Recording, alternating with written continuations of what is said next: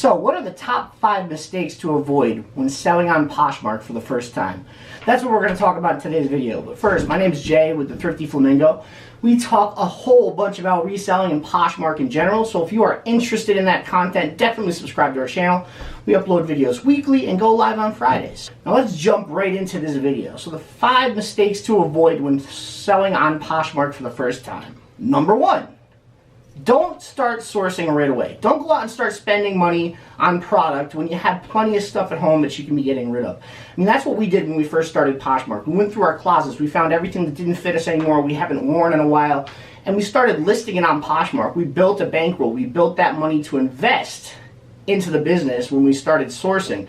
So that's the perfect place to start. Go out there, go through your closets, look at what you have, what you can make money off of, and start listing it. Start taking pictures. Get used to the app.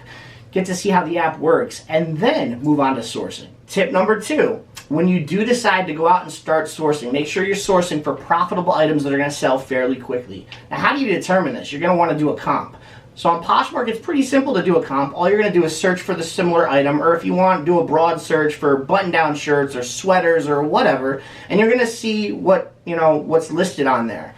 That's a good start. You can look at what's listed. But what you really want to do is go and turn off all your filters. Go in and edit my size. Turn all that off to make sure that everything is selected.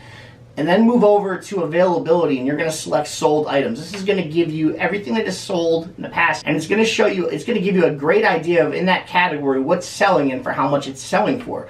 So now you can take that information and go out to the thrift stores and start finding those products and putting them in your closet. Mistake number 3 to avoid, and this is a big one, and I see this all the time, is make sure your titles are chock full of keywords. No generic titles. No simple, like, plain black knit sweater. Make sure you have a brand. Make sure you have a style name if there is one. Make sure you have descriptive keywords that are going to pop up in Google, because your titles are Google searchable. So if you have keywords that are going to pop up in Google, more people are going to see that item, and you're going to increase your chance of selling it. So make sure you use every character you possibly can in that title and really keyword hack it. Mistake number 4 to avoid when first starting out on Poshmark is don't get too emotionally attached to your item. You're going to get a lot of offers from Poshmark users on your items that you put up for sale. It's just the nature of the beast. So if you get an offer and your lowest offer is $25 and somebody offers you $22, don't lose a sale over $3. Take that sale. What's $3? What's $3 in the grand scheme of things? So take that sale. Don't get too emotionally attached to your item and feel that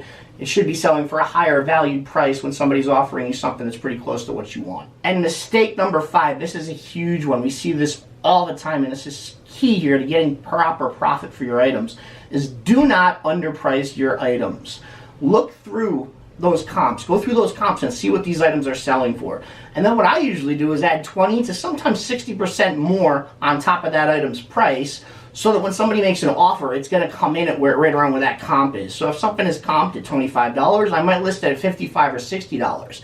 That way someone's going to offer me $25 to $35, and I'm going to take it. So that's the key to pricing, is don't underprice. Know what the value of that item is by doing your comps, doing your research, and doing your due diligence, making sure you're getting the right profit for your items. So those are my top 5 mistakes to avoid when selling on Poshmark. I really hope you guys have enjoyed this video. If you have, definitely give us a thumbs up. We really appreciate that. And subscribe to view more content from us later on down the road. Thanks, guys. Have a great day.